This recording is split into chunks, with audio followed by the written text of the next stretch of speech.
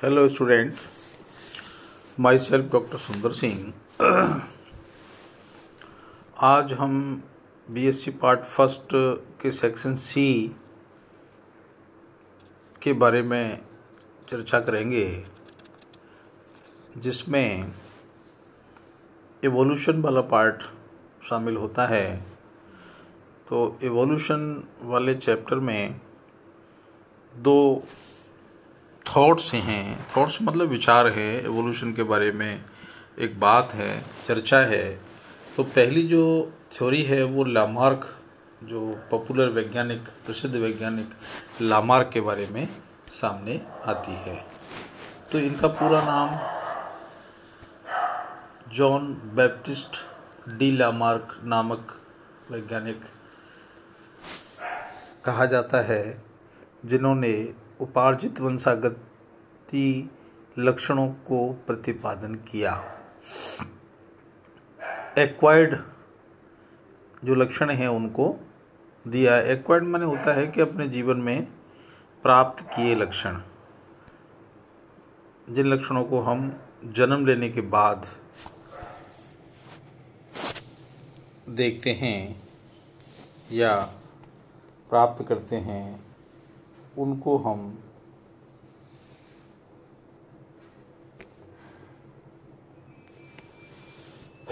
उपार्जित लक्षण कहते हैं। तो इस थ्योरी का नाम भी एक्वायर्ड कैरेक्टर्स कहा जाता है। तो उपार्जित लक्षणों की वंशागति।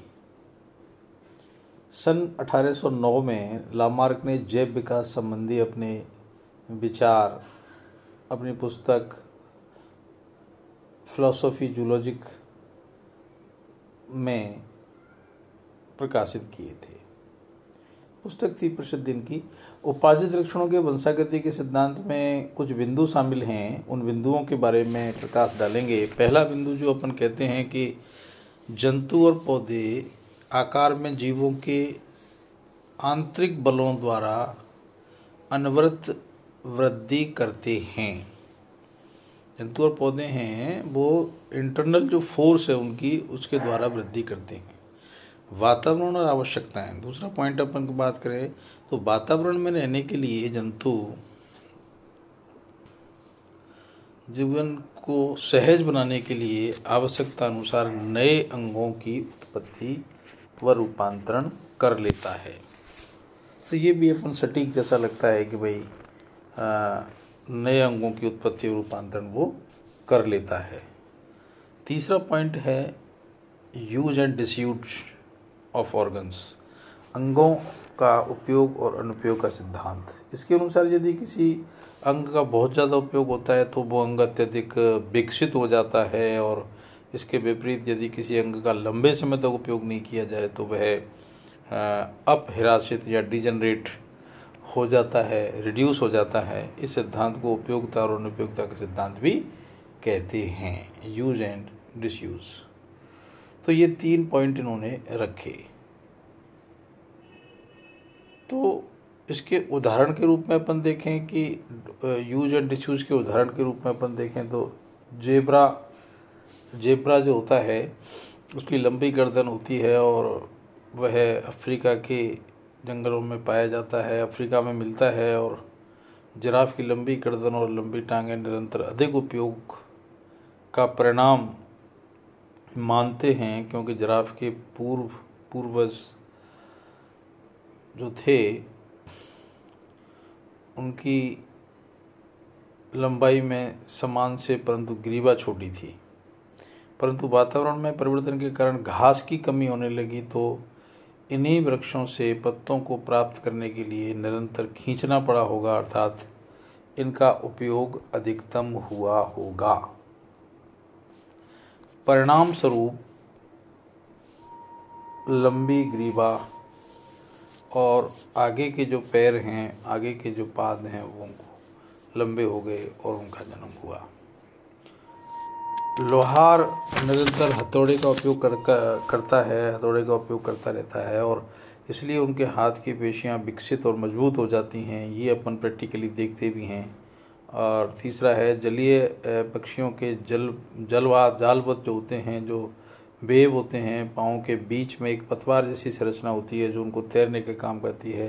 तो जलीय जंतु के पूर्वज स्थलीय रहे होंगे और संघर्ष के परिणाम स्वरूप इसने थल से जल की ओर प्रवास किया और ज़रूरत के हिसाब से अपने पाँव की उंगलियों को खींचना पड़ा और अंततः इनके बीच वेव का निर्माण हो गया। पक्षियों में पर्चिंग क्रिया, पक्षी जो होते हैं वो आपने देखा होगा बच्चों कि डालियों को पकड़ करके कस के पकड़ लेते हैं और वो कभी गिरते नहीं हैं, जो कि इनके पंजों के निरंतर उपयोग का परिणाम है। ऐसे ही घोड़े के पांव का उदाहरण अपन लें तो मजबूत होते हैं ये, खुरचारी, तेज दौड़ने की क्षमता वाले आदि का विकास वातावरण की विशेष परिस्थितियों के बदल जाने के कारण हुआ, क्योंकि इनके पूर्वज अंगुलीधारी, छोटी टांगों वाले और कमज़ोर पांव वाले पाए जाते थे।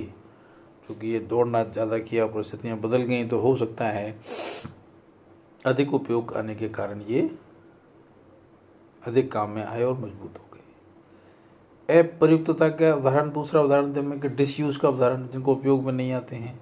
लामार्क ने अवशेषी अंगों के माध्यम से अपने सिद्धांत की पुष्टि करने का निम्न प्रयास किया। जैसे बिल में रहने वाले जंतुओं की टांग का निरंतर उपयोग में नहीं होने के कारण वह लगभग विलुप्त हो गईं। जैसे सांप, जंगल में रहने वाले स्तनियों में कर्ण की गतिशील पेशियां पूर्ण विकसित होती हैं, परंतु मनुष्य की पेशियों का उपयोग कम होने के कारण वह अवशेषी रह गईं। तो ये भी एक उसका उदाहरण माना जा सकता है। गुफा में रहने वाले जो जंतु हैं वो अपहिरासित नेत्र पाए जाते हैं और इसका मुख्य कारण गुफाओं में लाइट या प्रकाश का नहीं होना माना जाता है, तो इसका उपयोग नहीं है। अगला उदाहरण कह सकते हैं कि उड़न जो विहीन पक्षी हैं, जो नहीं उड़ते हैं, जैसे कीवी है, अप्रयासित पंख पाए जाते हैं, क्योंकि इनके पूर्वजों में पहले कभी उड़ने की क्षमता पाई जाती थी, परंतु न्यूजीलैंड में आने पर वे वहाँ खतरा न होने पर वे पंख का यूज कम हुआ, पर्याप्त खाद हुई थी वहाँ पे और पंख एक बार अप्रयासित हो गए। मानव में पाए जाने वाले सभी जो अपहिरासित अंग हैं, जो रिड्यूस हो गए हैं, इसकी उपयोगिता के रूप में पाए जाते हैं। तो ये सब उदाहरण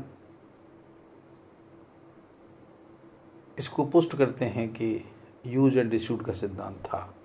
तो उपार्जित लक्षणों की वंशागति कैसे होती है? जब एक जीव द्वारा अपने जीवन काल में वातावरणीय परिवर्तनों के फलस्वरूप उत्पन्न लक्षणों को अर्जित लक्षण कहते हैं। यानी वातावरण में जो परिवर्तन होते हैं और उसके अनुसार हम अपने लक्षणों को चेंज कर लेते हैं, बदल जाते हैं लक्षण, तो इसको अपन एक्वायर्ड कैरेक्टर कहते हैं, अर्जित लक्षण कहते हैं। लेमार्कवाद की आलोचना हुई। आलोचना में क्या हुआ कि आलोचना भी जरूरी है, तभी बात पुष्ट निकल के आती है कि आलोचना जरूरी है। तो इसी आलोचना के तहत ये कुछ बिंदु हैं जिसके बारे में चर्चा करेंगे। तो इसमें पहला बिंदु है कि हिंदू महिलाओं में अनेक वर्षों से नाक और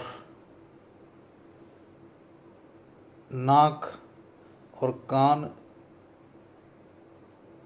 छिदवाने की संस्कृति है और एक अर्जित लक्षण है, परंतु अनेक वर्ष बीत जाने के बाद भी एक भी संतान में छिदे हुए कान वाली संतान उत्पन्न नहीं हुई, अर्थात वंशागत नहीं हुई। दूसरा उदाहरण, मुस्लिम समाज में सुन्नत कई वर्षों से किया जाता है, लेकिन कहीं भी इसकी वंशानुगति का कोई भी उदाहरण नहीं है। तीसरा उदाहरण कह सकते हैं कि एक खिलाड़ी अथवा पहलवान में शारीरिक व्यायाम से पेशियां विकसित हो जाती हैं, लेकिन एक अर्जित लक्षण होने के कारण वे वंशानुगत नहीं होती, यानी एक पीढ़ी से दूसरी पीढ़ी में वो ट्रांसफ़र नहीं होती। नेक्स्ट उदाहरण है कि चीन की महिलाओं में सुंदरता और छोटे पाँव का होना अच्छा माना जाता है, इसलिए जन्म लेने वाली पुत्रियों को लोहे के जूते पहनवाते हैं ताकि पाँव का साइज और न बढ़ सके, परंतु यह एक अर्जित लक्षण के कारण वंशागत नहीं हो पाया। नेक्स्ट उदाहरण है कि निरंतर पढ़ने लिखने वाले व्यक्ति की नज़र जल्दी कमज़ोर हो जाती है, तो लामार के अनुसार नेत्र अधिक विकसित होने चाहिए, क्योंकि उन्होंने कहा था कि भाई ज़्यादा यूज जाएंगे तो ज़्यादा विकसित होंगे, परंतु ऐसा नहीं होता।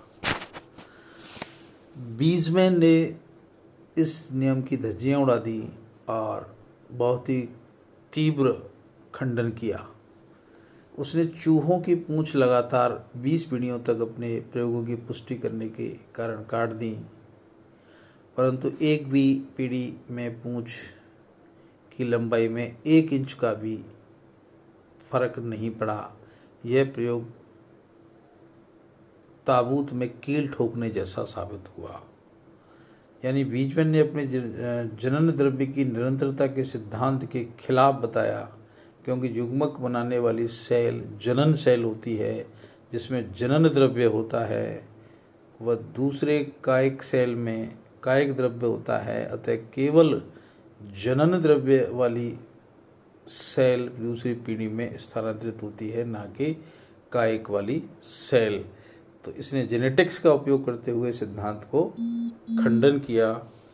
अतः ये सिद्धांत पूर्णतः लागू नहीं हो सका और एक नए सिद्धांत का जन्म हुआ, जिसको नव लामार्कवाद का सिद्धांत कहते हैं, जिसका अध्ययन अगले स्पीच में करेंगे।